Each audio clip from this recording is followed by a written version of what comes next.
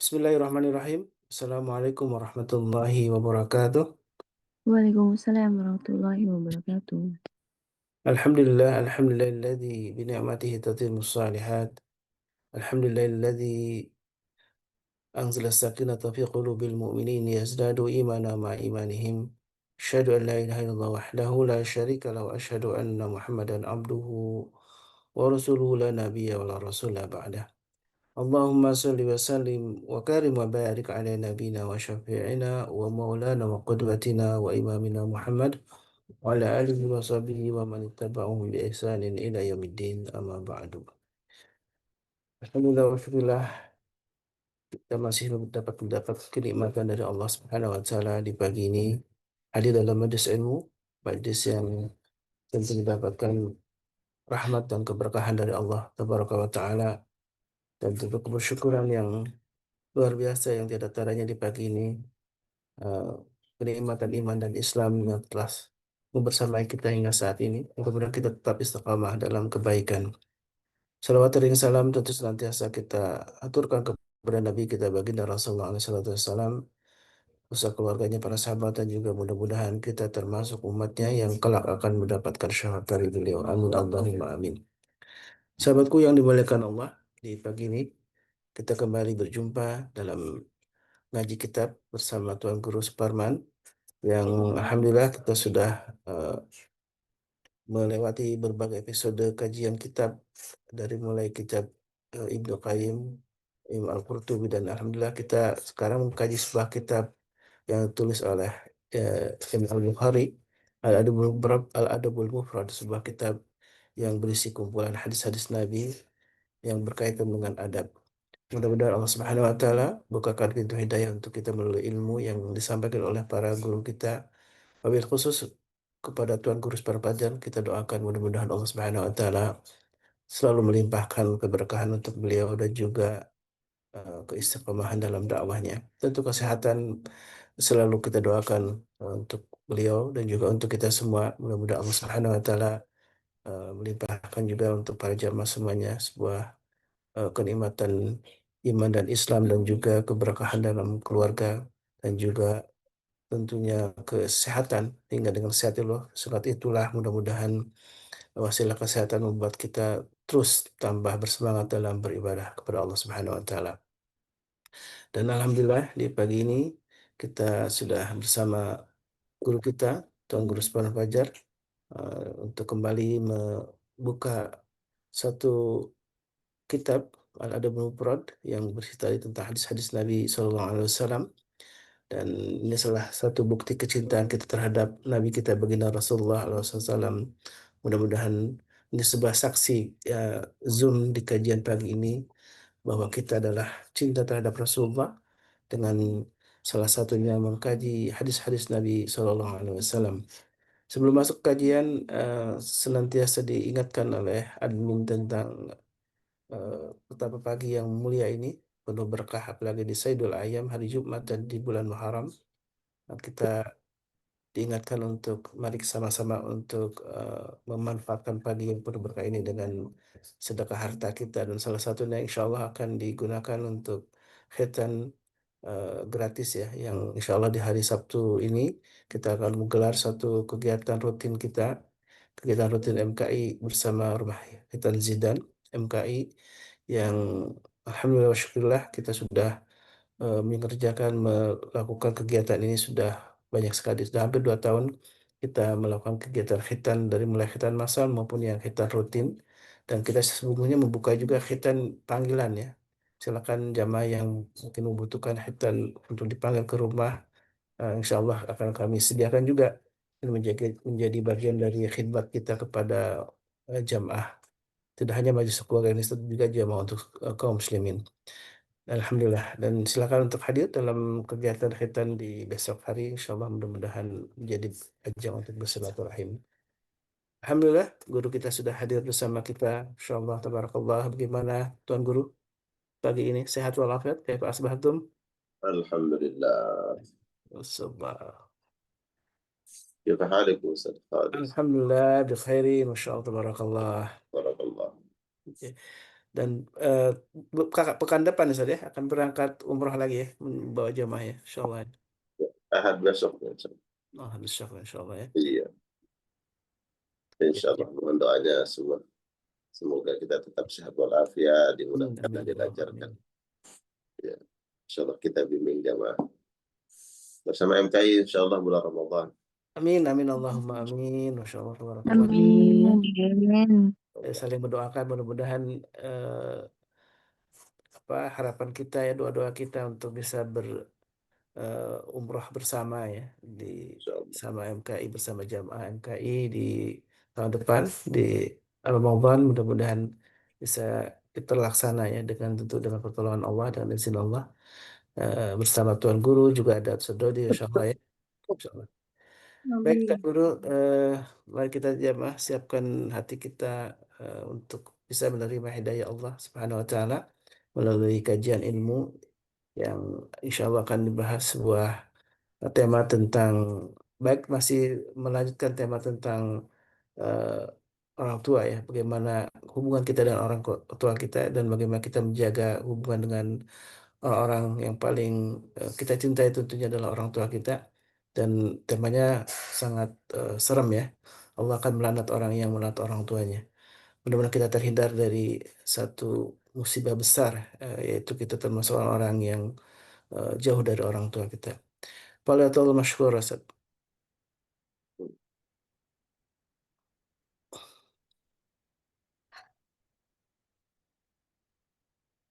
Assalamualaikum warahmatullahi wabarakatuh.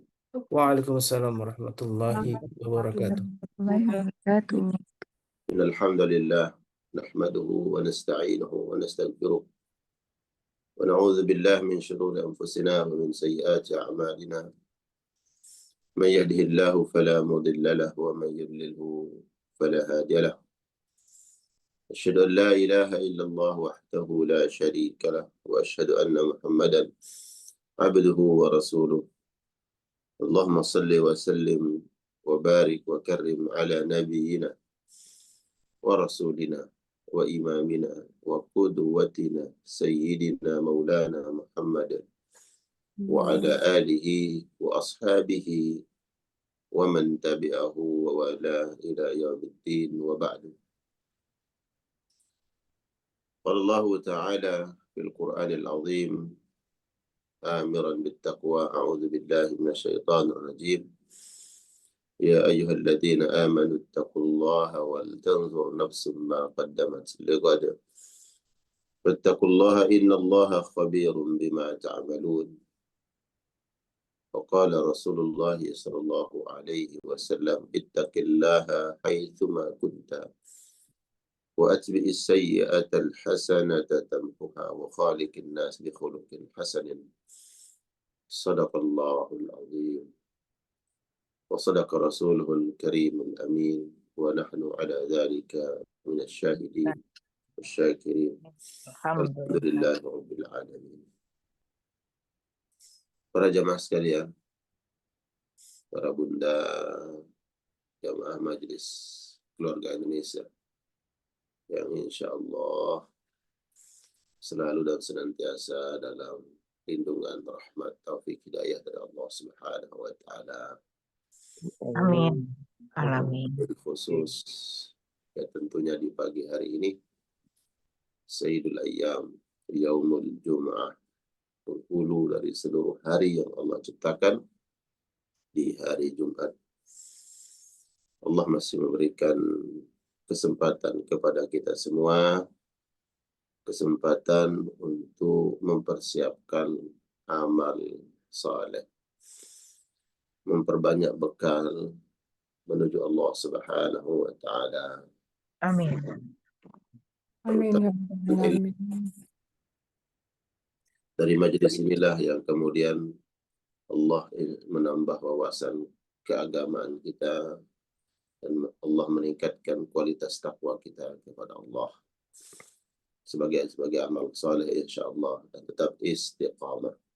Selawat salam kita sampaikan kepada qudwah hasanah kita baginda Nabi sallallahu alaihi wasallam, untuk keluarga beliau yang at-tahirin, yang dimuliakan, yang disucikan oleh Allah Subhanahu wa taala, washabihi, dan sahabat-sahabat Rasulullah yang dipilih oleh Allah untuk membersamai Nabi Muhammad sallallahu alaihi wasallam. Kita sebagai manusia yang hidup di akhir zaman dipilih oleh Allah menjadi umat Nabi Muhammad sallallahu alaihi wasallam. Ini pilihan Allah, ini kemuliaan, ini keberuntungan. Para umat-umat terdahulu memohon kepada Allah kiranya mereka menjadi umat Nabi sallallahu alaihi wasallam. Karena begitu istimewanya baginda Nabi Muhammad, dan Allah istimewakan umat beliau. Kuntum khaira ummatin, kalian adalah umat terbaik. Ya khairu ummah, the best ummah. Ukhrijat linnas, Allah kirim kalian kepada manusia. Ta'muruna bil ma'ruf, dengan misi mengajak manusia kepada kebaikan. Tanhauna 'anil munkar, mencegah manusia dari keburukan. Semoga kita semua menjadi umat Nabi sallallahu alaihi wasallam yang telah mendapatkan syafaat beliau. Amin. Amin. Amin ya Allah ya Rabb. Dukhulul jannah, masuk surga bi ghairi hisabin wala azab insyaallah. Baik jamaah sekalian, kita lanjutkan mengkaji kitab Al-Adabu Al-Mufradu. Kitab ini ditulis merupakan buah karya dari Imam Al-Bukhari rahmatullah alaih. Tentu kita ketahui bersama dalam tingkatan kualitas kesahihan ya, hadis, para ulama ya, sepakat seluruh dunia bahwa kitab-kitab hadis Imam Al-Bukhari ya berada pada tingkatan tertinggi dalam kesahihan. Karena bagaimana beliau memverifikasi, menyeleksi, meneliti hadis-hadis yang sampai kepada beliau ya, dengan sangat detail dan sangat ketat. Jadi insyaallah hadis-hadis yang disampaikan oleh beliau ini kualitasnya sahih ya. Di dalam kitab ini beliau mencantumkan babu la'nillah man la'ana walidayhi. Allah Subhanahu wa ta'ala memurkai, ya, melaknat orang yang la'ana walidayhi, melaknat atau mencaci maki, ya, berkata tidak baik, berkata tidak sopan, dengan kata-kata atau mungkin juga dengan perbuatan, sikap dan perilaku, ya, mencaci maki kedua orang tuanya. Hadis pertama dicantumkan oleh Imam Al-Bukhari dalam bab ini dari sahabat Abi At-Tufail. Sahabat Abi At-Tufaili, nama beliau Amir bin Wathilah. Amir bin Wathilah. Qala, Amir bin Wathilah berkata, Su'ila Ali. Sahabat Ali ditanya. Sahabat Amir bin Wathilah ini disebutkan beliau lahir ketika perang Uhud. Artinya sekitar 7 atau 8 tahun beliau bertemu dengan Nabi. Jadi kalau usia 7 tahun itu sudah memayyiz, bisa membedakan mana yang baik, mana yang buruk. Ya. Beliau lahir pada perkiraan di tahun 3 Hijriah. Dan beliau berarti bertemu dengan Nabi sallallahu alaihi wasallam dan bergaul dengan para sahabat Nabi sallallahu alaihi wasallam. Sahabat Amir bin Wathilah ini bertanya kepada Ali bin Abi Thalib. Ya. Beliau mengatakan Ali bin Abi Thalib pernah ditanya, hal akhassakumun nabiyyu bi syai'in lam yakhussu bihi an-nas kafatan? Apakah ada sesuatu yang diberikan kepadamu wahai Ali oleh Nabi secara khusus yang mana tidak disampaikan oleh Nabi kepada manusia secara umum, kepada para sahabat-sahabat yang lain. Jadi Ali bin Abi Thalib pernah ditanya, adakah sesuatu yang disampaikan kepada engkau oleh Rasulullah Shallallahu Alaihi Wasallam hanya khusus untukmu, tidak disampaikan kepada orang lain?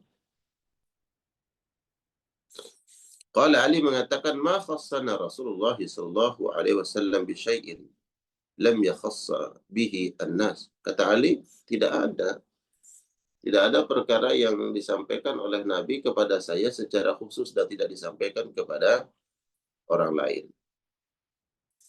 Nah, ini Ali bin Abi Thalib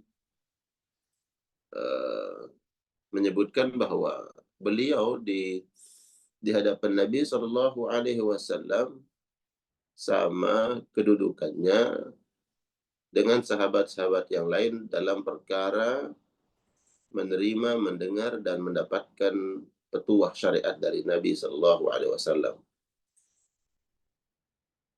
Ini bantahan terhadap orang-orang Syiah yang mengatakan bahwa Ali radhiyallahu taala anhu memiliki dan keutamaan tersendiri yang tidak dimiliki oleh sahabat-sahabat yang lain.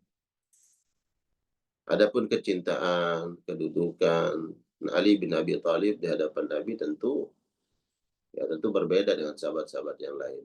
Dalam hal ini beliau radhiyallahu taala anhu, Ali bin Abi Thalib, menantu Rasulullah, tentu sebagai hubungan menantu dan mertua ya berbeda dengan orang lain.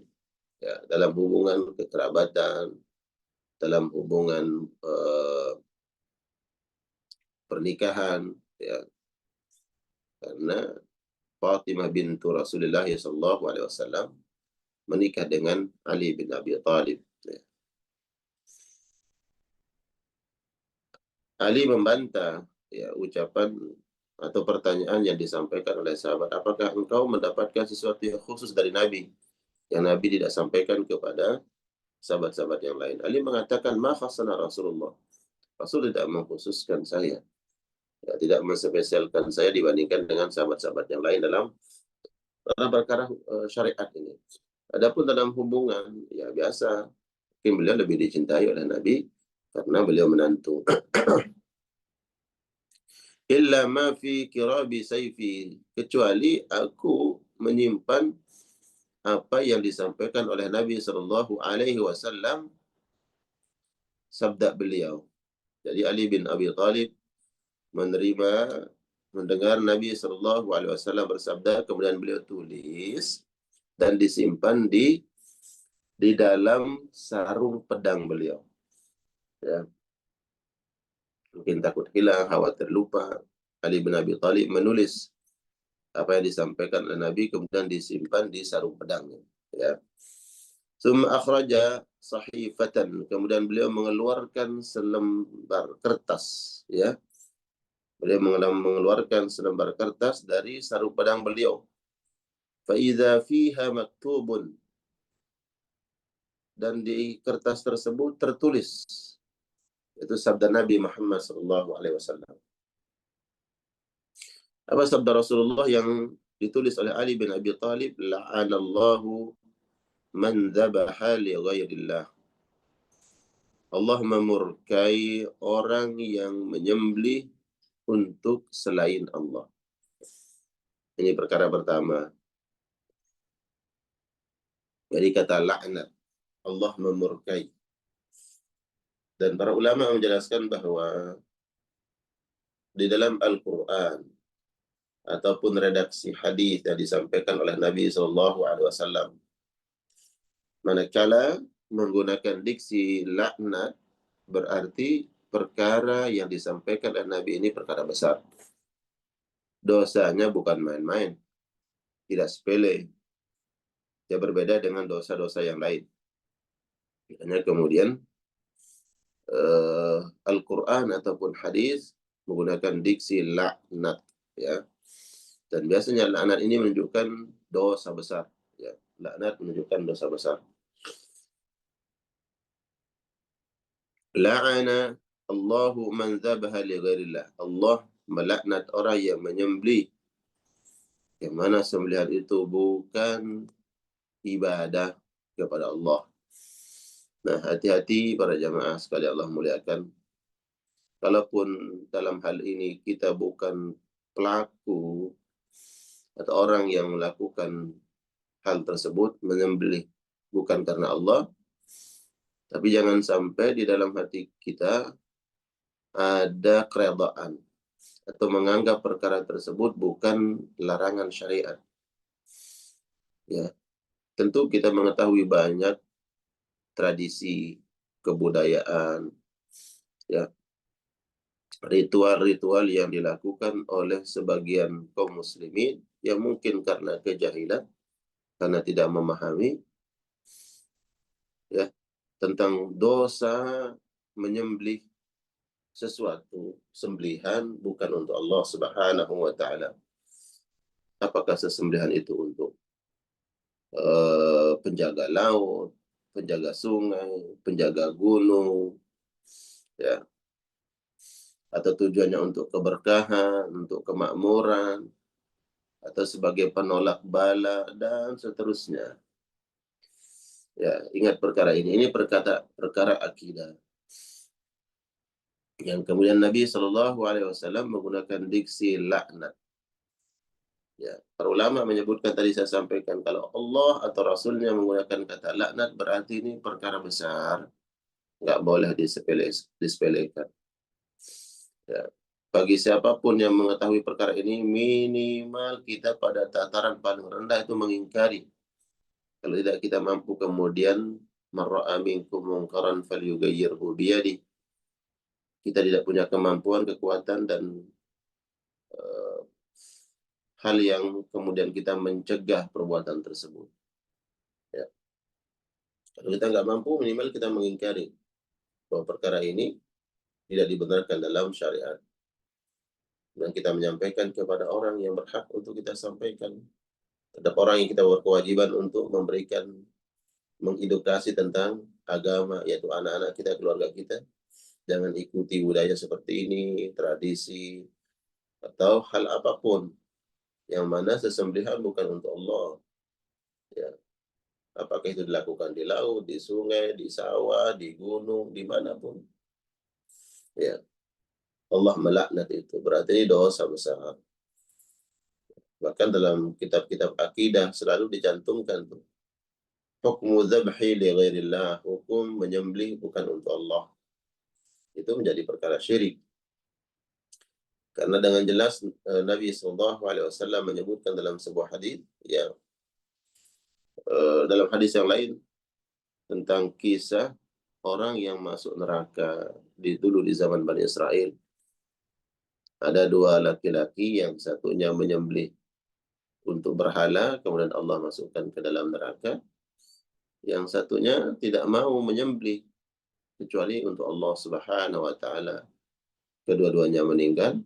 Yang menyembelih untuk berhala Allah masukkan ke dalam neraka. Yang tidak mau menyembelih karena komitmen terhadap akidah Allah masukkan ke dalam surga. Walaupun kemudian konsekuensinya dia dibunuh karena nggak mau menyembelih untuk selain Allah.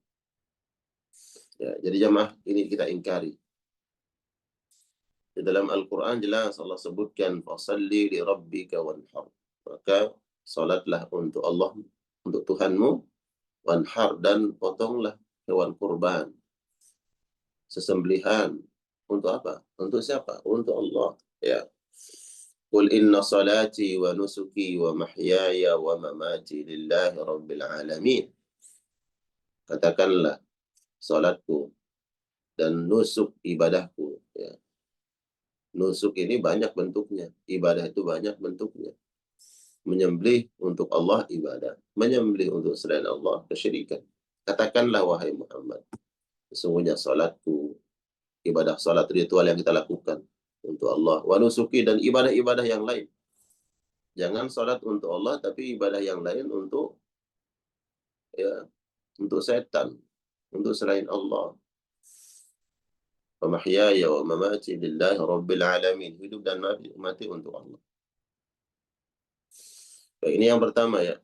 yang disebutkan oleh Nabi Shallallahu Alaihi Wasallam yang disimpan oleh Ali bin Abi Thalib. Beliau tulis sudah disimpan di sarung pedangnya. Ketika beliau ditanya, ada nggak sesuatu yang dikhususkan oleh Nabi kepadamu? Nggak ada, tapi beliau pernah saya dengar bersabda dan sabdanya saya simpan, saya tulis. Sabda Nabi adalah Allah melaknat orang yang menyembelih sesuatu bukan untuk Allah Subhanahu wa taala. Kemudian yang kedua, la'ana, Allah melaknat dosa besar. Ya. La'ana Allahu man saraqa manaral ardi. Allah melaknat, memurkai orang yang merubah atau mencuri patok tanah, tanda ya batas tanah. Ya.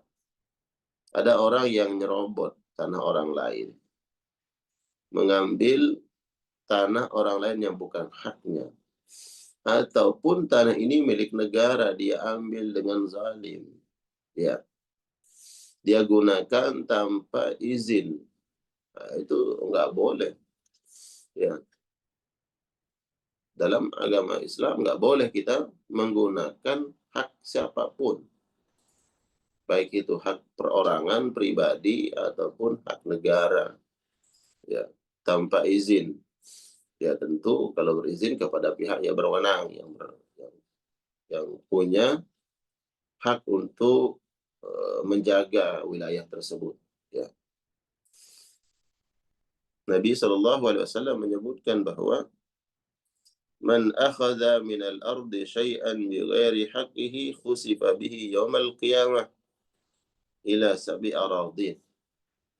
Dalam hadis yang lain, barang siapa yang mengambil sejengkal tanah orang lain, tanah siapapun yang bukan haknya, bukan miliknya, dia ambil, dia gunakan, dia manfaatkan tanpa izin. Nah, kalau dia ambil dengan zalim, ya ambil dengan zalim hak orang lain, Nabi SAW mengatakan khusifa bihi yaumal qiyamah, orang ini akan dibenamkan ke dalam perut bumi ila sab'i aradin, sampai 7 lapis bumi. Ya Allah, lapis pertama. Ini Nabi sudah menyebutkan, ya. Nabi nggak tahu apa kandungan bumi ini. Lapisan pertama.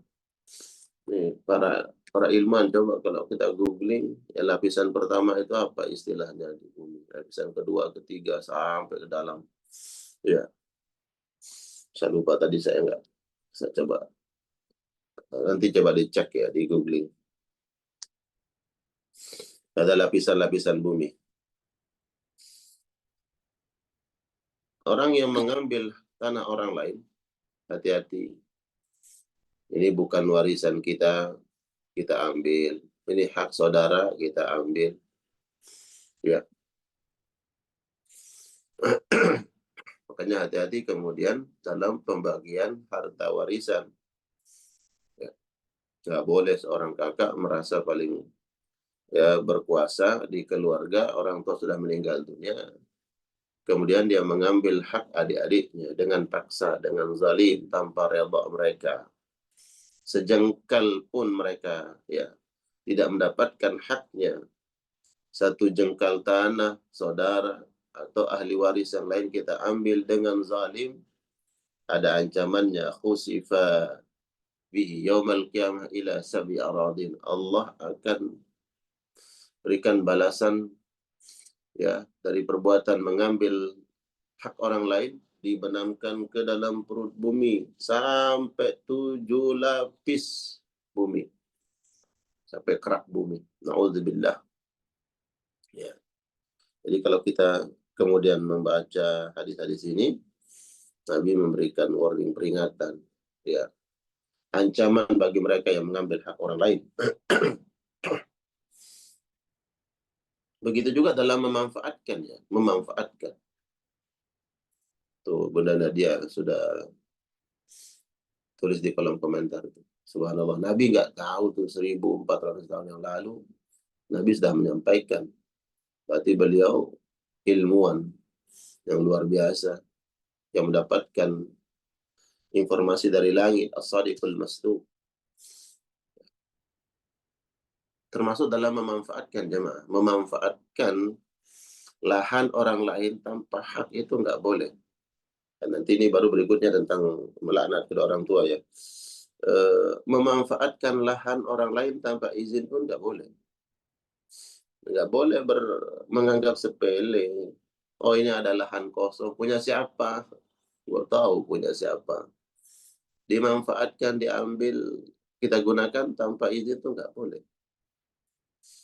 Ada lahan kosong, kemudian kita tidak izin, ternyata setelah itu datang pemiliknya. Kita sudah tanam jagung, padi, apa umpamanya di tanah itu. Datang pemiliknya, dia ambil semuanya. Haknya dia, hak yang punya tanah. Seandainya nih, adanya si fulan melihat ada tanah kosong. Ini pemiliknya orang kota, nggak pernah nengok itu tanah, nggak pernah dia lihat, nggak pernah dia kontrol. Kemudian ada orang yang tinggal di samping area tersebut, ya kita tanamin aja deh. Ya, siapa pemiliknya? Nggak tahu, orang kota sana nggak pernah ke sini. Ditanamin lah. Ya, dimanfaatkan tuh tanah. Dimanfaatkan kalau yang bersangkutan dia tanam singkong atau apa. Tiba-tiba datang pemiliknya. Ini siapa yang tanam singkong? Ini tanah saya. Kok nggak izin? Kata yang penatinya, saya Pak, soalnya tanahnya terbengkalai, nggak pernah diurus, hanya saya tanamin. Kenapa nggak izin sama saya? Ya nggak tahu Pak mau izin kemana. Udah kalau itu saya ambil semua tuh singkongnya. Nah, gimana tuh? Yang menanam nggak boleh melarang. Kan saya nanam Pak. Kau nanam bukan dengan izin. Maka dalam Islam seperti itu. Jadi siapa yang berhak mengambil hasil panennya? Yang punya tanah. Walaupun kucuk-kucuk datang dia nggak pernah nanam, nggak pernah apa. Yang berhak ambil hasil panennya yang punya tanah. Kenapa? Yang menggarapnya tidak pernah izin. Tinggal dihitung. Dia pakai modal atau tidak. Modalnya berapa? Tinggal balikan modalnya. Capeknya berapa lah kira-kira. Ya, dihitung capeknya. Udah capeknya sekian. Bayar sekian. Sisanya ya udah. Diambil namanya punya tanah. Itu disebutkan oleh Nabi SAW. Man zar'a fi ardi qaumin bighairi iznihim falaysa lahu min az-zar'i syai'un. Siapa yang menggarap tanah orang lain tanpa izin sang pemilik, maka hasilnya itu milik yang punya tanah. Karena dia menggarap tanpa izin. Walahu nafaqatuhu. Yang menggarapnya hanya dapat apa? Biayanya berapa? Hasil lelahnya berapa? Udah itu aja dibayar. Pun hasil panen yang lain boleh diambil oleh yang punya tanah. Karena dia menggarap tanpa izin. Jadi perkara kedua yang dimurkai, yang dilaknat oleh Allah dan Rasulnya. Ketika di sini menyebut gini ya, la'ana Rasulullah umpamanya. Dalam redaksinya Rasul melaknat. Berarti di situ juga Allah melaknat. Atau dalam redaksi ini Allah melaknat, itu juga Rasul melaknat. Bahkan disebutkan dalam penjelasan ulama, apabila di dalam Al-Quran menyebut Allah melaknat, atau dalam hadis Allah dan Rasulnya melaknat, seluruh makhluk yang tidak disebut pun ikut melaknat. Dari kalangan-kalangan bukan bangsa jin, bukan bangsa manusia, ada binatang-binatang, ada makhluk yang lain. Itu ikut melaknat orang yang dilaknat oleh Allah dan Rasulnya. Jadi penyebutan kata laknat oleh Allah itu juga masuk Rasulnya melaknat. Penyebutan Rasul melaknat berarti juga masuk bahwa Allah Subhanahu wa taala melaknat. Bila disebutkan Allah dan Rasulnya melaknat, binatang-binatang, makhluk-makhluk yang lain selain jin dan manusia ikut melaknat. Melaknat itu apa? Mendoa, ya kalau bahasa kita di doa keburukan, ya. Jadi ini perkara kedua yang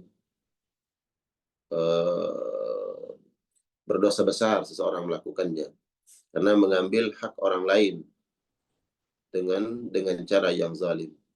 Man saraka manaral ardi, orang yang merubah atau mengambil tanda bumi, tanda patok bumi. Apakah itu untuk pribadi ataupun kemudian untuk negaranya. Makanya nggak boleh kemudian ada suatu negara, apalagi di dalam internasional penjajahan, ada orang yang mengambil wilayah orang lain, mengklaim ini Indonesia, mengklaim wilayah Malaysia umpamanya, nggak boleh. Siapa yang berdosa? Atau Malaysia mengklaim wilayah Indonesia, hanya ada perbatasan. Di sini ada perbatasan, ada tanda perbatasan wilayah, maka nggak boleh suatu wilayah mencaplok wilayah orang lain. Ya.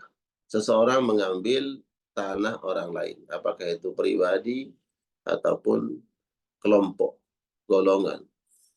Ya. Allah melaknat. Nah, dalam perkara ini kemudian orang yang mempertahankan haknya itu suatu kewajiban. Ya. Suatu kewajiban mempertahankan. Kita nih diambil tanah kita. Kewajiban kita untuk mempertahankan hak itu.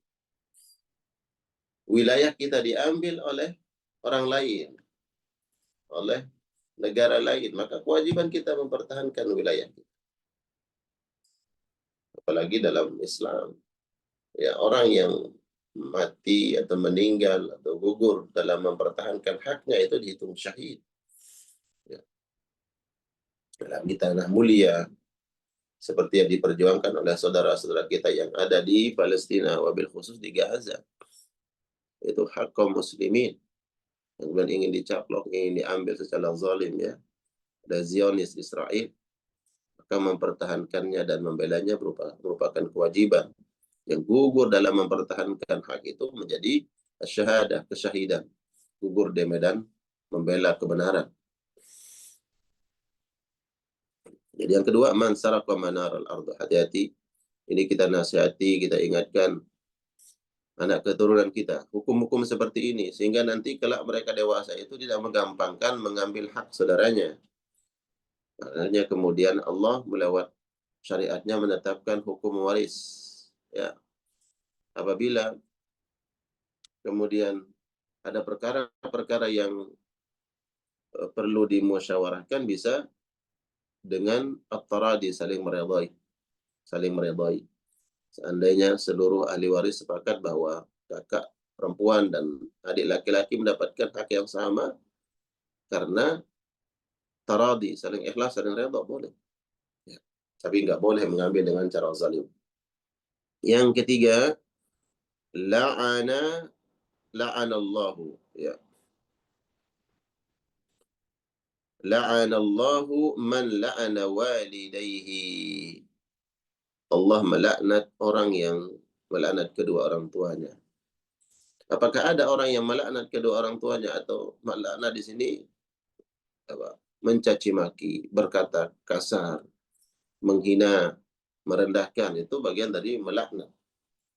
Ya, terutama man yasubbu walidayhi sabban qabiha, orang yang berkata kotor, mencaci maki kedua orang tuanya, maka ini adalah laknat.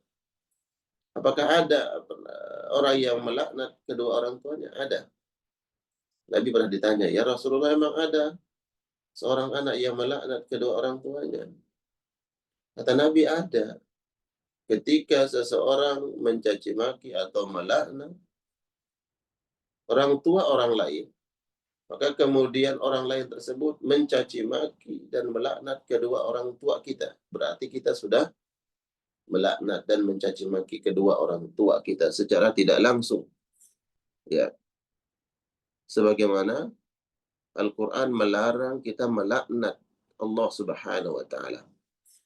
Dan ada yang bertanya, bagaimana mungkin kita melaknat Allah?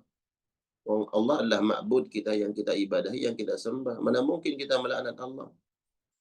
Maka Al-Quran menjawab, orang yang melaknat, mencaci maki sesembahan orang lain, kemudian orang tersebut mencaci maki sesembahan kita, mencaci maki Allah, melaknat Allah, berarti kita sudah melaknat Allah secara tidak langsung. Ya, kita mencaci maki orang lain, kemudian orang tersebut mencaci maki orang tua kita. maka sungguh kita telah mencaci maki kedua orang tua kita secara tidak langsung. Ya, bila mana kemudian kita memuliakan dan menghargai kedua orang tua kita, begitu juga orang lain memuliakan dan menghargai kedua orang tuanya. Ya, ketika kita melaknat atau mencaci maki, menghina, menghardik, berkata kasar, kotor terhadap orang tua orang lain, dan orang tersebut juga mencaci maki dan melaknat, berkata kotor tentang orang tua kita, maka ini dalam Islam kita sudah melaknat. Kita berkata kotor terhadap orang tua kita sendiri. Ya. Subhanallah, begitu Islam mengatur agar kemudian kita menjaga diri kita tidak mencaci maki orang lain, sehingga orang lain tidak mencaci maki kita. Kita tidak mencaci maki kedua orang tua orang lain, sehingga orang tersebut tidak mencaci maki kedua orang tua kita. Ya. Kita tidak mendoakan keburukan terhadap orang lain, sehingga orang lain tidak mendoakan keburukan terhadap kita. Ya. Surat Al-An'am ayat 108. Allah Subhanahu wa taala berfirman, "Wa la tasubbul ladzina yad'una min dunillah wa yasubbullaha udwan bighairi ilm." Jangan kau mencaci maki, ya, sesembahan atau orang-orang yang menyembah selain Allah. Wa yasubbullaha, dan mereka mencaci maki Allah udwan, dengan rasa permusuhan, bighairi ilm, tanpa pengetahuan. Jadi jangan nampakkan permusuhanmu terhadap orang-orang yang menyembah selain Allah. Jangan nampakkan permusuhan dengan dengan perkara yang disembah selain Allah. Maka penganut kepercayaan tersebut atau pemeluk agama tersebut pun akan menampakkan permusuhan kepada engkau, menampakkan permusuhan kepada Allah. Islam mengajarkan as-salam, keselamatan, kedamaian. Kalaulah kita kemudian mengingkari apa yang mereka ibadahi, apa yang mereka sembah, sudah ditetapkan oleh Al-Quranul Karim, lakum dinukum waliyadin. Bagi kalian kepercayaan kalian, silahkan dengan kepercayaan masing-masing. Waliyadi, dan kita punya kepercayaan. Kita berpegang teguh, kita istiqamah, kita komitmen dalam akidah dan keyakinan kita.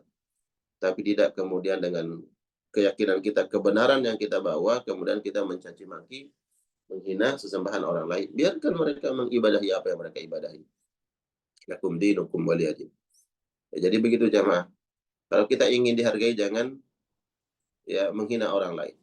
Kalau kita tidak ingin dihina oleh orang lain, jangan menghina orang lain. Dengan memuliakan orang lain, kita akan dimuliakan. Dengan memuliakan orang tua orang lain, orang tua kita dimuliakan. Ya, ada orang yang menghina, menghardik, berkata kotor terhadap orang tua orang lain, maka orang tersebut pun menghina dan menghardik kedua orang tua kita. Ya, in ahsantum ahsantum li anfusikum. Kalau kita berbuat baik, ya tentu kebaikan itu akan kembali kepada diri kita. Wa in asatum falaha. Begitu juga keburukan. Apabila keburukan yang kita lakukan pun akan mantul, akan kembali kepada diri kita. Kemudian yang terakhir, Nabi SAW menyebutkan, la'anallahu man awa muhdithan. Allah melaknat orang-orang yang melakukan perkara yang baru dalam agama. Ya. Ini dikenal dengan kata bid'ah. Ya, yang tidak ada sumbernya dari Allah dan dari Rasulullah SAW. Perkara yang baru. Yang memang tidak ada sumbernya. Berbeda dengan ada dasar hukumnya, kemudian kita lakukan, dan di situ kadang terjadi ikhtilaf di antara kalangan para ulama. Ya. Baik, ini 4 perkara yang disebutkan oleh Nabi Shallallahu Alaihi Wasallam dengan diksi laknat yang merupakan indikator perkara-perkara ini merupakan dosa besar. Ya, menyembelih bukan untuk Allah, ini perkara syirik. Kemudian mengambil hak orang lain berupa tanah atau wilayah, ya, dengan merubah tandanya, tanda patok tanah, menyerobot dan mengambil hak orang lain, merupakan dosa besar. Dan para ulama menyebutkan dosa besar ini biasanya ada konsekuensi hukum, baik di dunia wal akhirah. Ya, perampokan, mengambil hak orang lain itu berkonsekuensi hukum di dalam di dunia ataupun di akhirat. Kemudian tidak boleh berkata kasar dan kotor terhadap orang lain, menghina, menghardik, mencaci maki orang tua orang lain, dan itu kemudian akan berdampak kepada dicaci maki dan dihardiknya kedua orang tua kita. Muliakan orang lain, maka kita akan dimuliakan. Apa yang dibenci oleh orang lain jangan kita lakukan, karena itu akan kembali kepada diri kita. Yang terakhir, Allah melaknat perkara-perkara yang baru dalam agama yang tidak ada sumber dan pijakannya di dalam Islam. Baik, Allah alam bisawab. Silahkan Ustaz Khalis, nanti kita buka termin tanya jawab sesi untuk mungkin ada hal yang ditanyakan dalam perkara ini atau perkara-perkara yang lain di luar tema kita. Silakan. Baik, alhamdulillah wasyukurillah, jazakallah khairan Tuan Guru yang sudah menyampaikan satu hadis Nabi SAW yang berisi tentang laknat ya. Dan ini kita harus menjaga diri jangan sampai kita dilaknat oleh Allah Subhanahu wa taala karena melaknat orang tua yang menjadi salah satu hal penting yang dibahas tadi dalam hadis Nabi SAW. Baik, masih ada waktu sekitar 15 menitan ya, atau 11 menitan kita untuk berdiskusi. Mungkin juga ada yang sharing, ada yang ingin saya, ada yang bertanya juga, baik yang berkaitan dengan hadis Nabi SAW ini atau tema-tema lain, silakan. Bunda Aulia, silakan. Assalamualaikum Silakan, Bunda. warahmatullahi wabarakatuh. Salam. Waalaikumsalam warahmatullahi. Saya mau bertanya Ustaz tentang mengambil hak orang lain itu. Jadi fenomena yang sering terjadi di dekat daerah saya itu di mana gini. Jadi ada tanah di suatu perbukitan misalnya. Jadi memang benar tidak ada yang tahu gitu punya siapa, kemudian atau itu punya pemerintah gitu kan. Jadi memang tidak ada surat-suratan. Nah, kemudian rakyat itu ya mengukur sendiri gitu. Jadi kayak mengklaim gitu kan. Ini segini milik saya. Tapi habis itu ada orang nih biasanya dari kota itu membeli gitu dengan harga murah karena ya itu ya mungkin karena belum ada surat menyuratan yang legal. Nah, namun kenapa mereka membeli? Karena biasanya di ujung pemerintah itu memang memberikan itu untuk rakyat. Nah, itu mohon pencerahannya Ustadz. Barakallah. Yang jelas bahwa mengambil manfaat dari sesuatu yang bukan hak milik kita itu dilarang dalam agama. Karena itu betul-betul bukan hak kita. Kalau suatu tanah yang tidak dikelola, ada dalam fikih itu disebut ihya'ul mawad, bumi yang tidak dikelola. Ya, maka kemudian pemerintah yang memberikan hak kepada rakyat untuk mengelolanya. Nah, kalau kemudian kita mendapatkan izin dari pemerintah untuk mengelola sebuah wilayah, tanah, maka boleh. Itu dalam bab Ihya'ul Mawad dalam fikih. Tapi kalau ada tanah yang kita nggak tahu siapa pemiliknya, dan kalau inilah pemilik pemerintah, kita nggak boleh. Islam tuh nggak boleh kemudian kita mengambil, memantau, menanam sesuatu tanpa hak. Maka kalau kita ingin mendapatkan manfaatnya, ya kita sampaikan siapa yang bertanggung jawab di wilayah itu. Apakah RT RW, lurah, camat. Ya, kalau kemudian orang yang berwenang di situ memberikan hak, silahkan untuk Bapak ini kelola ini. Ya. Yang menyampaikan, yang memberikan hak tersebut adalah orang yang punya wewenang di wilayah tersebut.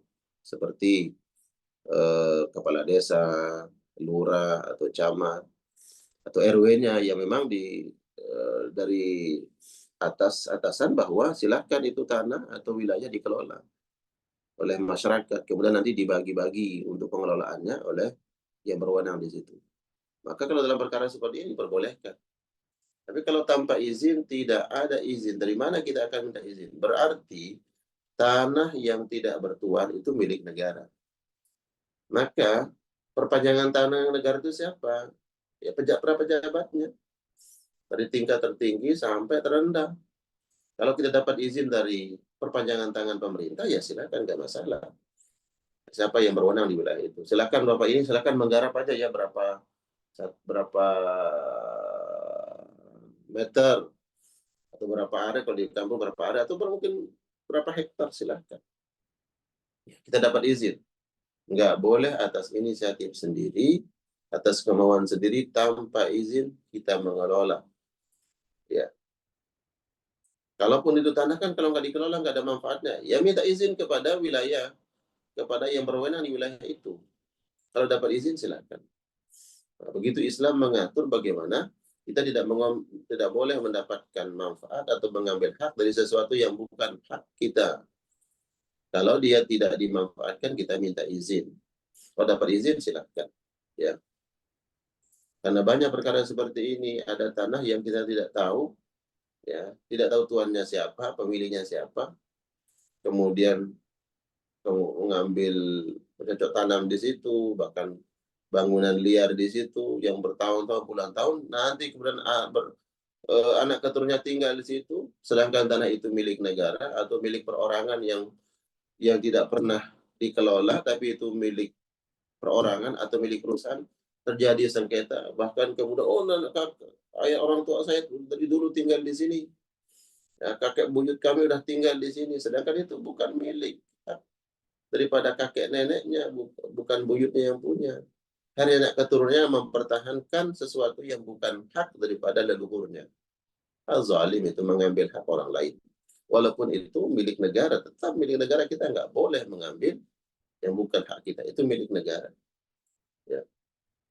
Akhirnya kemudian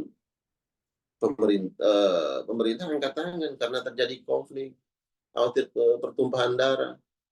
Dan kita mendapatkan tanah tersebut karena sudah diduduki atau ditempati oleh nenek moyang.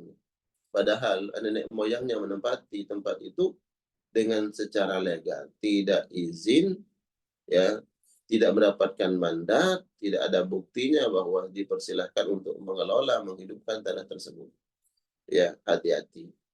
Ya, kita yang pertama kali di situ khawatir nanti anak keturunan yang menganggap bahwa itu adalah milik kita.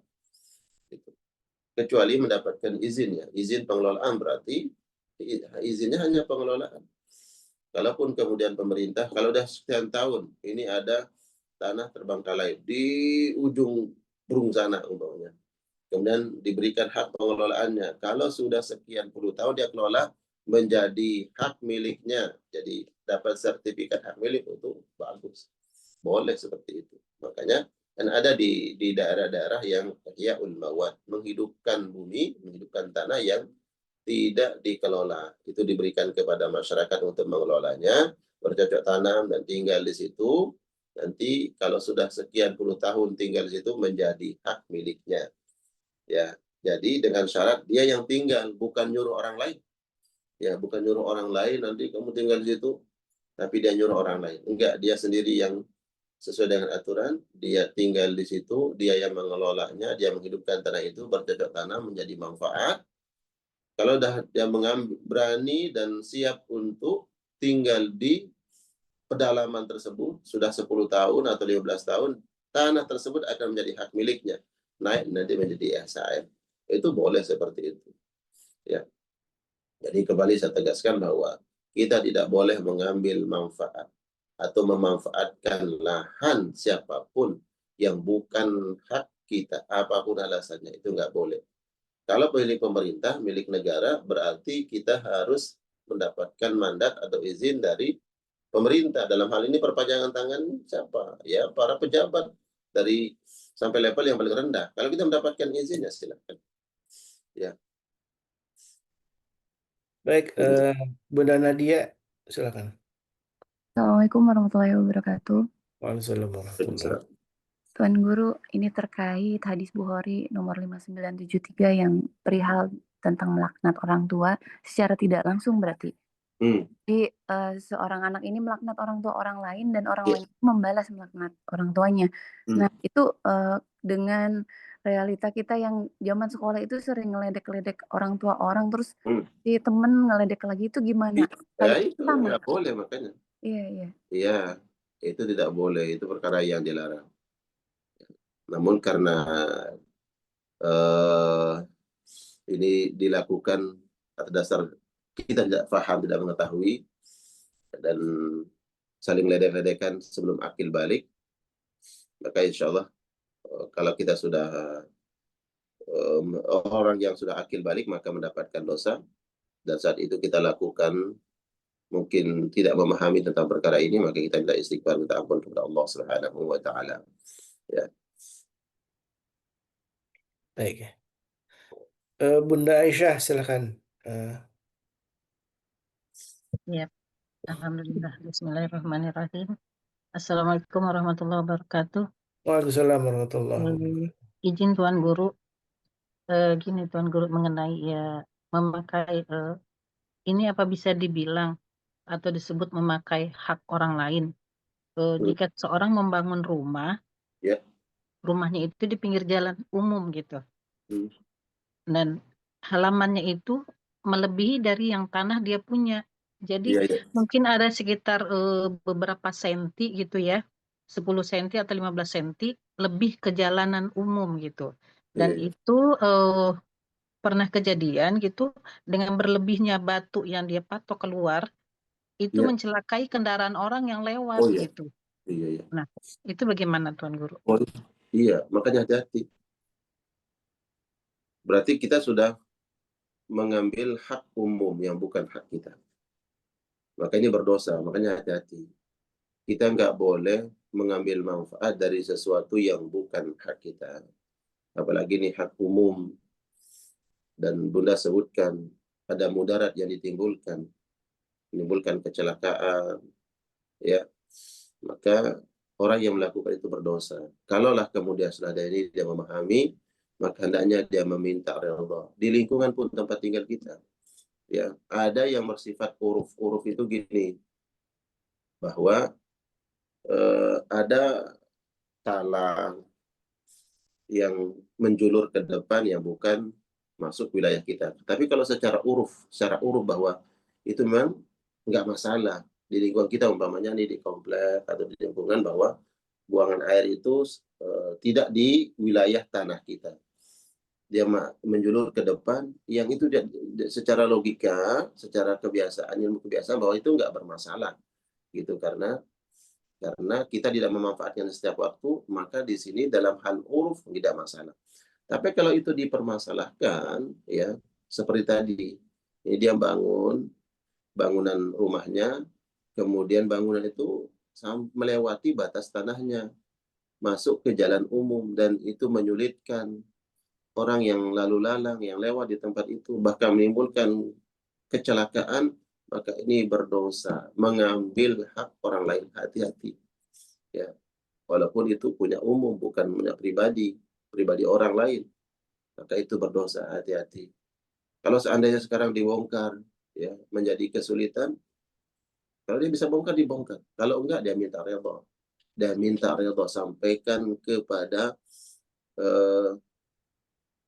aparat wilayah tersebut, kepala lingkungan, tolong disampaikan, saya sudah mau ini, tolong dimaafkan, tolong disampaikan kepada masyarakat di sini. Maka itu harus dilakukan. Ya, begitu Islam memberikan kehati-hatian, la darara wa la dirara, jangan memberikan mudarat terhadap orang lain, terhadap diri sendiri, jangan mengambil hak orang lain. Ya, jadi begitu Islam memberikan perhatian dalam perkara ini. Ya. Agar tidak menjadi kebiasaan. Nanti kalau orang merasa terbiasa dan nggak ada masalah, ya mematok tanah orang lain, mematok tanah umum, dia bangun di situ, buat toko, buat ruko, ya, buat tempat pribadinya, tempat nongkrong pribadinya, nggak boleh, ya, kecuali atas izin. Kalau ini bersifat umum, maka dia harus minta izin kepada ketua lingkungannya. Siapa yang berwenang di situ, dia sampaikan. Gimana kalau kita bangun di sini tempat ya tempat ngobrol, tempat masyarakat ngumpul, ya baik untuk dia ataupun untuk orang lain bersifat umum, boleh kalau mendapatkan izin. Ya. Afwan Tuan Guru. Ya. Sebaiknya kita melaporkan hal itu kepada yang berwenang setempat, RT atau apa gitu, karena saya udah coba gitu ya bicara sama tukangnya, karena sekarang ini dalam proses pembangunan. Saya bicara sama tukang minta tolong gitu, tapi tukang itu sendiri nggak berani gitu untuk bicara dengan si pemilik gitu, karena ya agak beda lah orangnya gitu ya, nggak berani. Nah, saya mau bicara pun jadi itu bukan wewenangnya saya pribadi gitu untuk bicara untuk itu, tapi dengan melihat dengan mata kepala sendiri orang yang celaka lewat itu gitu kan. Iya, iya, iya. Nah, apa yang harus dilakukan? Apa saya harus lapor ke RT atau gimana gitu? Iya. Jadi Bunda sendiri sebenarnya sebagai warga di situ memiliki hak untuk menyampaikan. Ya, karena itu lingkungan tempat tinggal Bunda. Artinya Bunda punya hak dan punya kewajiban di lingkungan. Maka dasar bahwa Bunda bagian dari masyarakat di situ yang punya hak untuk mendapatkan kenyamanan dan punya kewajiban untuk menjaga ketentraman, keselamatan di lingkungan tersebut, maka Bunda boleh melapor ke pihak yang berwenang di situ, apakah RT atau RW-nya, sampaikan saja. Ya, biasanya memang ada orang-orang seperti ini yang dia hanya fokus kepada kenyamanannya, kenyamanan pribadi, nggak berpikir tentang kenyamanan orang lain. Dia nggak peduli mengambil hak orang lain, mengambil hak umum. Yang penting dia dapat, dia memanfaatkan di situ buat lahan parkir lah, untuk parkir motornya, parkir mobilnya, ya, atau dia buat sesuatu di situ. Padahal tempat atau lokasi dia membangun milik umum. Kemudian kalau semuanya diam, ada yang memilih diam karena udah nggak peduli orangnya begitu. Ya, kalau kita sampaikan dia memilih ribut dan kita malu, kita nggak ingin ada keributan seperti itu. Sehingga banyak orang yang memilih diam. Ya, nah maka bentuk perhatian di situ, bentuk perhatian Bunda, ya berikan atensi kepada orang yang berwenang di situ, apakah RT RW. Boleh, apakah itu boleh saya lakukan? Boleh, karena hak Bunda punya hak dan kewajiban di situ. Hak Bunda agar kenyamanan, keselamatan orang lalu lalang di situ, ya. Kewajiban Bunda ya menjaga ketentraman dan ketentraman lingkungan. Ya. Bahkan dapat pahala ya, Tuan Guru ya, ketika melaporkan ke yang berwenang itu karena itu kebaikan umum gitu saja. Betul. Iya. Kalau fenomena di Kita minta perlindungan kepada Allah, jangan ada tetangga kita, orang yang dekat di lingkungan kita, orang-orang seperti itu. Orang yang hanya mementingkan kepentingan pribadinya, keinginan sendiri, tidak mempedulikan orang lain. Ya. Iya. Alhamdulillah, makanya kemudian sebaik-baik orang lah yang baik terhadap tetangganya, baik di lingkungan. Dan seburuk-buruk manusia yang buruk terhadap tetangganya, nggak buat nyaman di lingkungan, tangga, dan seterusnya. Hanya peduli dengan diri sendiri. Ya. Ini orang yang nggak beragama seperti itu. Kalaupun dia beragama, tidak mengamalkan agamanya. Iya. Kalau di kompleks saya ada fenomena ini, Tuan Guru. Jadi tanah itu dijadikan tempat parkir gitu. Akhirnya dikasih semen, kemudian bahkan diatapin, itu sempat jadi ramai juga di kalangan eh, penduduk ya, di warga gitu ya. Jadi karena diizinkan di RT sebelumnya, kemudian ketika terpilih RT terbaru, akhirnya ada kebijakan baru untuk dilarang. Ya. Ya. Jadi akhirnya sempat jadi Jadi bencana gitu ya. yang punya wewenang ya yang diberikan mandat sebagai ketua RT atau RW di situ. Kemudian dia punya kebijakan baru, aturan baru, maka itu yang diikuti. Ya. Kalau alam apa alasannya? Ya. Baik, silakan, masih ada waktu satu pertanyaan lagi, saya buka ya sebagai pertanyaan terakhir. Barangkali ada yang ingin ditanyakan seputar hadis Nabi SAW tadi berkaitan dengan laknat Allah ya terhadap orang-orang yang melaknat orang tua, kemudian orang yang menyembelih karena bukan Allah, bukan karena Allah, kemudian juga ada orang yang mengambil hak tanah orang lain atau tanah umum, itu menjadi juga orang-orang yang dilaknat oleh Allah. Dan yang terakhir ada orang yang eh, bermaksiat ya, orang yang menjaga orang-orang yang bermaksiat itu termasuk orang yang dilaknat oleh Allah Tabaraka wa Taala. Yang Abah Husairi, Masya Allah. Silakan Pak Yusari. silakan Abah. Baik. Assalamualaikum warahmatullahi wabarakatuh. Waalaikumsalam warahmatullahi wabarakatuh. Tuan Guru, mau bertanya nih kisah nyata. To the point aja. Seorang ibu itu terlalu sering menyumpah anak. Jadi anaknya itu kan jarang berkunjung. Nah ini ibunya udah tua, usianya udah tua. Anak tuh jarang berkunjung. Jadi sesekali aja. Nah, mungkin karena jengkel atau apa nggak tahu, sumpahin kamu anak durhaka, nggak bakti sama orang tua. Nah, kalau ucapan itu diucap benar-benar oleh mulut seorang ibu, dampaknya bagaimana terhadap anak itu, Pak? Iya. Syukran. Baik. Kewajiban seorang anak berbuat ihsan, berbuat baik kepada kedua orang tuanya. Makanya ditekankan pertama di sini, di bab-bab ini, hadis-hadis Nabi Shallallahu Alaihi Wasallam, berbuat ihsan, berbuat baik kepada kedua orang tua. Adapun selaku atau kita sebagai pihak orang tua yang kemudian kita mendapati ujian dan cobaan dari anak keturunan kita, baik anak laki-laki ataupun perempuan, yang kemudian kita lihat kurang berbuat ihsan terhadap diri kita selaku orang tua, maka disinilah kita letakkan kesabaran dan keikhlasan dan kerelaan. Kalau seandainya kemudian orang tua berkata seperti itu, kita khawatir itu betul-betul terjadi ketika orang tua melaknat, mendoakan buruk terhadap anaknya yang tidak berbuat baik, berbakti kepada kedua orang tuanya. Ya. Maka kita selaku orang tua ya kita dituntut untuk ikhlas dan redha, berkatalah yang baik untuk anak-anak kita. Ya. Apakah dia berdosa? Orang tua yang berkata seperti itu, tentu dalam hal ini dia tidak ikhlas, tidak redha. Sedangkan kita dituntut untuk ikhlas dan redha. Ya. Maka hendaknya yang kita kejar adalah keridhaan Allah Subhanahu Wa Taala. Ada anak-anak yang tidak sesuai dengan harapan kita, maka kita kembalikan kepada Allah. Ya.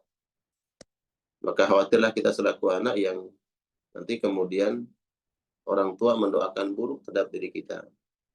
Ya. Fattaqullah, bertakwalah kepada Allah Subhanahu Wa Taala. Saya pernah mendengar cerita dari Syekh di Saudi, ya, tentang doa orang tua yang betul-betul diijabah oleh Allah Subhanahu Wa Taala. Tapi doa orang tua ini doa kebaikan. Artinya doa orang tua itu betul-betul didengar oleh Allah. Apakah itu doa kebaikan atau doa keburukan? Ada seorang askar penjaga Hajar Aswad. Itu kan kalau para bunda lihat tuh di Hajar Aswad ada selalu askar yang menjaga di situ. Nah, askar ini cerita bahwa suatu hari dia dengar ada orang yang berdoa. Dia betul-betul diperdengarkan oleh Allah. Sekian banyaknya yang berdoa itu, kok dia fokus mendengar ada doa seseorang yang doanya itu berkata begini, "Ya Allah, aku datang ke tempat ini."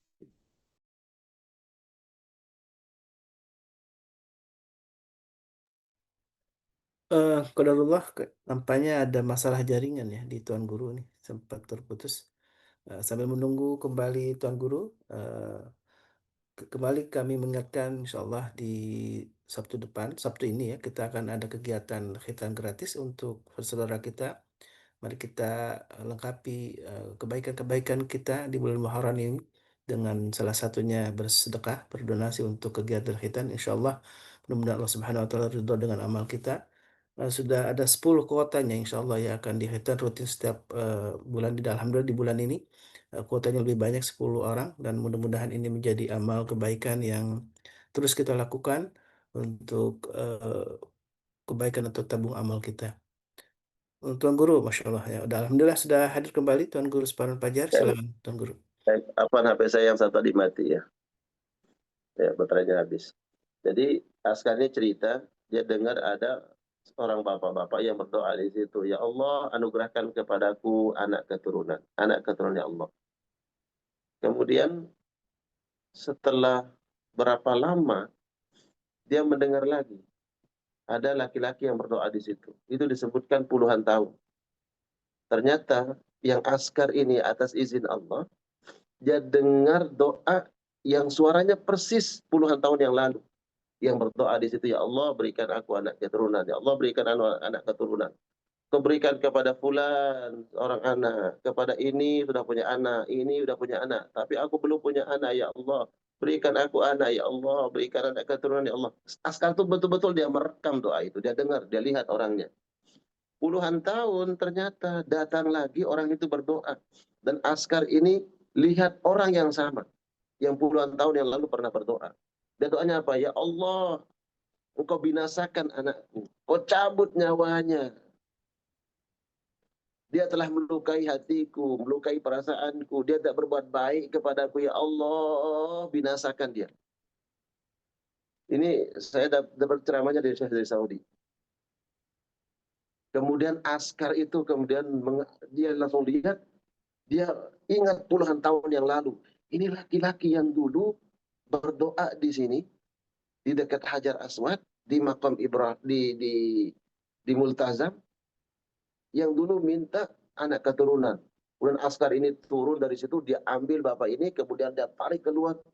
Kemudian dia tanya, bukankah kamu yang puluhan tahun yang lalu pernah datang ke sini dan berdoa minta anak keturunan? Maka bapak itu mengatakan, betul. Puluhan tahun aku datang ke sini minta kepada Allah anak keturunan. Tapi anak itu sekarang tidak pernah berbuat baik kepadaku. Dia merusak nama baik. Dia mabuk-mabukan. Dia berbuat dosa. Dan Askani bilang apa? Kamu telah berbuat dosa 2 kali terhadap anakmu. Kamu telah berbuat dosa 2 kali terhadap anakmu. Apa? Yang pertama, kamu dulu datang ke sini, datang ke Baitullah berdoa, kamu bukan minta anak keturunan yang soleh-solehah. Kamu hanya minta keturunan. Makanya Allah kasih kamu anak keturunan. Tapi aku dengar dulu kamu tidak mengatakan minta anak keturunan yang soleh. Maka Allah hanya memberikan kamu anak keturunan sesuai dengan permintaan. Lalu sekarang kamu telah berbuat zalim yang kedua kalinya. Kenapa kamu enggak mendoakan saja anakmu? Kenapa kamu enggak mendoakan anakmu? Ya Allah, anakku itu tidak pernah berbuat baik kepadaku.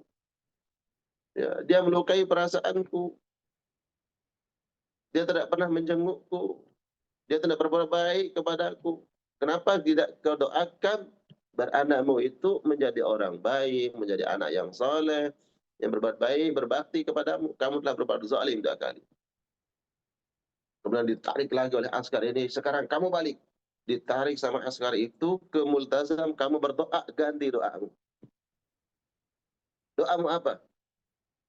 Doakan agar anakmu menjadi anak yang saleh, yang taat kepada Allah, anak yang berbuat baik, berbuat ihsan, berbakti kepada kedua orang tua, selaku kamu sebagai orang tua. Jangan berdoa keburukan untuk anakmu. Doakan kebaikan. Akhirnya kemudian dia menangis di situ bapak ini. Dia menangis, dia ganti doanya. Yang tadi doanya doa laknat, doa keburukan, dia murkai anaknya, dia ganti. Ya Allah, ubahlah anakku menjadi anak yang soleh, anak yang taat, berbuat baik kepada kedua orang tua, berbuat baik kepadaku. Dia menangis di situ. Setelah itu selesai. Ternyata tidak berselang berapa lama, orang ini datang mencari askar tersebut. Dia datang ke Saudi, cari-cari nama askar yang ini, siapa saja ingin ketemu. Qadar Allah dipertemukan oleh Allah. Dipertemukan dengan askar itu. Kemudian dia cerita bahwa alhamdulillah anaknya sudah menjadi anak yang baik. Anak yang soleh, berbuat baik, berbakti kepada kedua orang tuanya. Ditanyalah anak ini, apa ceritanya? Bagaimana kok kamu bisa berubah? Tadinya anak yang mabuk-mabukan, berbuat yang buruk, berbuat maksiat, nggak pernah berbuat baik kepada orang tua. Kok kamu bisa berubah? Tolong ceritakan apa penyebabnya? Gimana ceritanya? Ceritalah anak ini. Di suatu sore menjelang waktu asar, dia mabuk. Dia mabuk setelah zuhur, mabuk dan tidur. Tidur kemudian menjelang sholat asar, dia mendengar suara. Dia mendengar suara azan, tapi bukan waktu azan, belum asar. Dia mendengar suara azan, dikumandangkan. Di telinganya itu dia dengar azan. Tapi lihat waktu itu belum waktu azan, waktu asar, belum. Dia dengar suara itu, ada panggilan menyebut nama Allah, kemudian tergetar hatinya. Langsung nama itu masuk menghujam ke dalam kalbunya. Dia dengar di telinganya ada nama Allah disebut. Tapi belum masuk waktu asar. Akhirnya dia bangkit, dia menangis, masuk kamar mandi, dia mandi, kemudian wudhu untuk siap-siap sholat asar. dia sholat asar. Setelah itu kemudian dia menjaga ibadah sholatnya menjadi baik. Bapaknya pulang dari Mekah sampai ke rumah, dia kaget melihat kondisi anaknya sudah berubah. Kemudian dikonfirmasi bahwa ternyata anaknya mendengar suara nama Allah di telinganya belum masuk waktu asar, ternyata bertepatan dengan ayahnya berdoa di Ka'bah. Di situ ayahnya berdoa minta kepada Allah agar Allah merubah anaknya. Saat itu anaknya sedang tidur, Allah perdengarkan nama Allah yang menyebabkan menghujam ke dalam hati anak tersebut dan berubah. Nah, jadi jamaah, tadi pertanyaan Pak Haji Rusyaidi bahwa ya kita selaku orang tua yang mungkin diuji oleh Allah dengan apa yang Pak Haji tadi sampaikan, maka ikhlas dan redha. Ya. Jangan berdoa keburukan, gantilah doa dengan doa-doa kebaikan. Ya, Allah kuasa merubah siapapun. Allah yang menggenggam hati seluruh manusia. Hati manusia di antara jari jemari Allah, yukallibuha kaifa yasha. Allah mampu, Allah kuasa untuk merubahnya. Maka doalah doa kebaikan, ya doa keburukan, bukan doa keburukan. Gitu ya. Barakallah. Syukran. Baik Ustaz Walid, karena waktunya sudah cukup. Semoga kajian kita pagi hari ini menjadi ibadah kebaikan, ada inspirasi yang kita dapatkan, ya, dan hadis-hadis yang kita sampaikan menjadi ilmu buat kita semua. Ya, barakallah, syukran lakum. Saya undur diri. Apa doa dulu Ustaz Khalis? Boleh Ustaz, nanti juga diingatkan juga Ustaz nih, sebentar lagi kan 10 Muharram ya. Kalau versi Muhammadiyah itu tanggal hari Ahad. 10 Muharram itu jatuh di Sabtu ya. Tapi kalau pemerintah di hari Ahad di tanggal 5 ya. Mudah-mudahan kita bisa salah satunya melaksanakan dari sunnah Nabi SAW yaitu puasa Muharram menjadi sebuah kenikmatan karena begitu besar ya pahalanya seperti yang sudah dibahas dalam spesial Muharram ya di Jumat pekan lalu ya bersama para guru kita, ada Tuan Guru juga Superman yang sudah membahas tentang bagaimana keutamaan Muharram.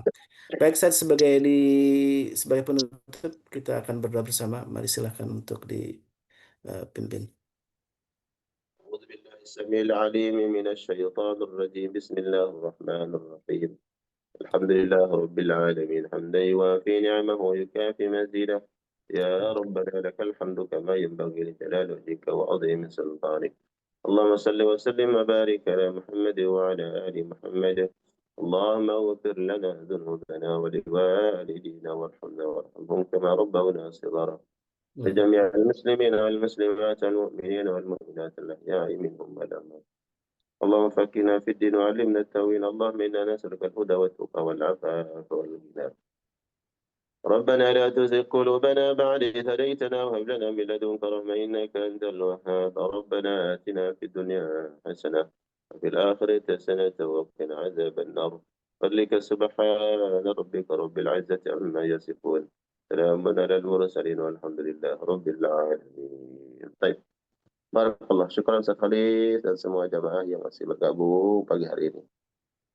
Assalamualaikum warahmatullahi wabarakatuh. Waalaikumsalam warahmatullahi wabarakatuh, Ustaz.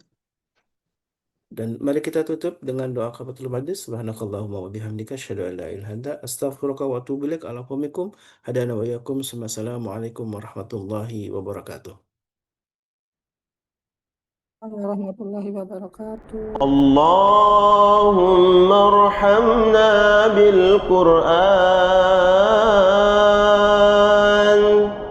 waj'alhu lana imaman wa nuran wa hudan wa rahmah. Allahumma zakkirna minhu ma nasina وعلمنا منه ما جهلنا وارزقنا تلاوته آناء الليل وأطراف النهار واجعله لنا حجة يا رب العالمين.